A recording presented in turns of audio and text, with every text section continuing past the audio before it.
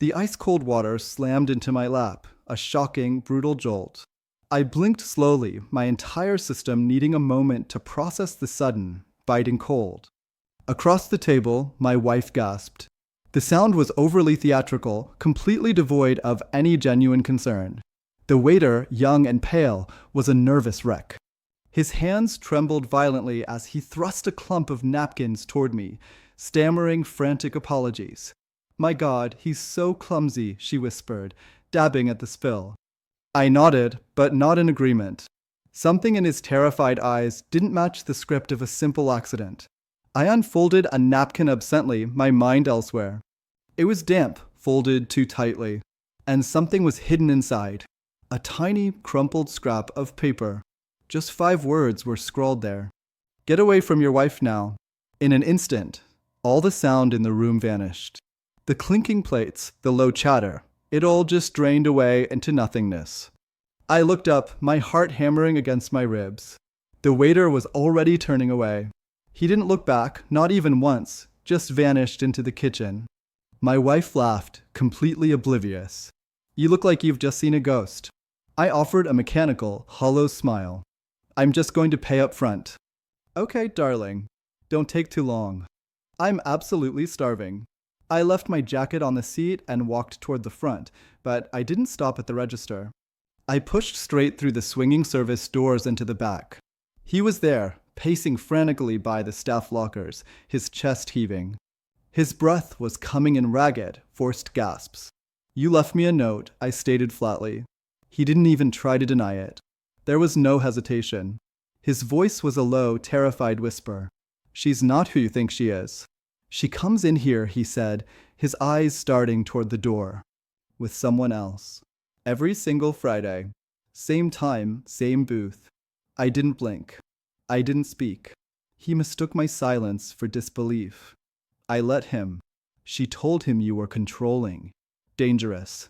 She said you wouldn't ever let her leave." A slow breath escaped my nose. He was watching me, searching for any reaction.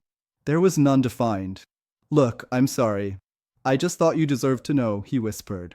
I simply said, "You did the right thing." Because he truly had. I left him standing there. I didn't ask for names or for any proof. I already possessed the only evidence I would ever need. It was written all over her face when I returned to the table. It was too still, too sweet. It was the perfectly crafted mask of a porcelain doll. "Are you okay?" she asked, layering on a performance of concern. I sat down and just nodded. Something new had awoken deep inside me. A second set of thoughts, cold and detached, calculating and brutally strategic. I watched her hands. She didn't eat much. Neither did I, because I was already digesting something infinitely heavier than food. The next morning, I went to work like always. She kissed my cheek. Her lips didn't taste anything like guilt, but I was no longer fooled. I began to watch everything.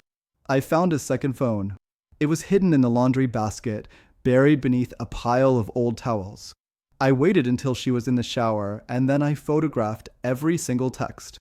"He doesn't suspect a single thing. You make me feel so alive. Soon. I promise. Soon." She had renamed him Melanie in her contacts. Clever girl. I wasn't angry.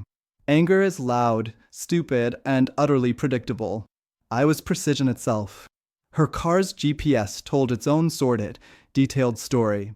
Friday visits to the same hotel, the exact same room. Receipts were hidden in a zipped pocket deep inside her favorite handbag. Hotel chocolates, charged twice. She kept lying to my face. She didn't even flinch. Traffic was absolute hell today.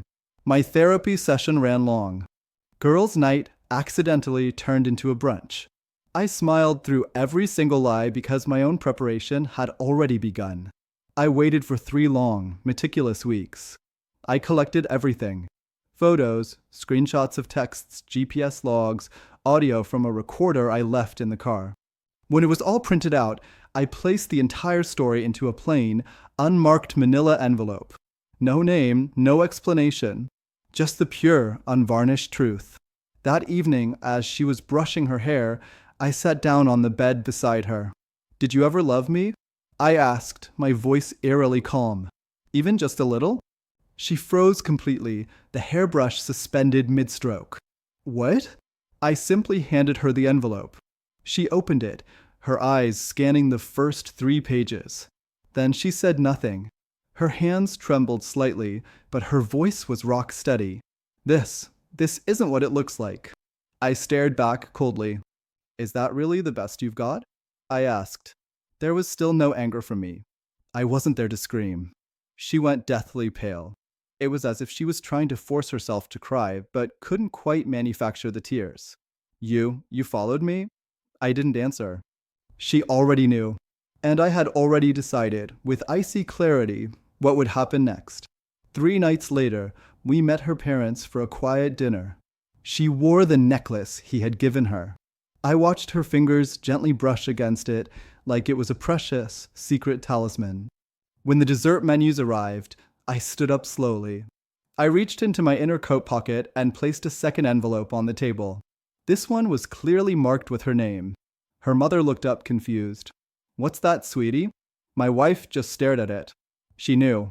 I will not be coming back home tonight, I said, my voice perfectly calm and level. Her father blinked, stupefied. I don't understand. She will, I said. I turned my gaze to her. Go ahead. Open it. She didn't. Not there. Not in front of them. Her face began to crack. It happened in agonizing slow motion, pure panic finally crawling through the perfect, beautiful mask she always wore. I turned and walked out. I left before anyone could say another single word. By the time she finally opened it, I had already checked into a hotel. I had already sent copies to his wife, too. It turns out he had an enormous amount to lose. Now, they both have everything to lose. That was 3 long months ago. The house sold much faster than I had ever anticipated. She begged me, desperately, not to tell her family the entire ugly truth. I never actually had to. The envelope said it all. She's living in someone else's apartment now. It's not his. He left her, too. They always say that betrayal feels like a sharp knife to the heart. They are completely wrong. It feels like a room slowly emptying. It becomes silent and bare and completely clean. I don't feel rage or deep sorrow anymore. I just feel an immense, unbridgeable distance. I used to replay every moment, obsessing over when the very first lie began, but I don't do that anymore. I just remember that note. I remember how a single, terrified stranger saw me drowning long before I had even realized I was already underwater.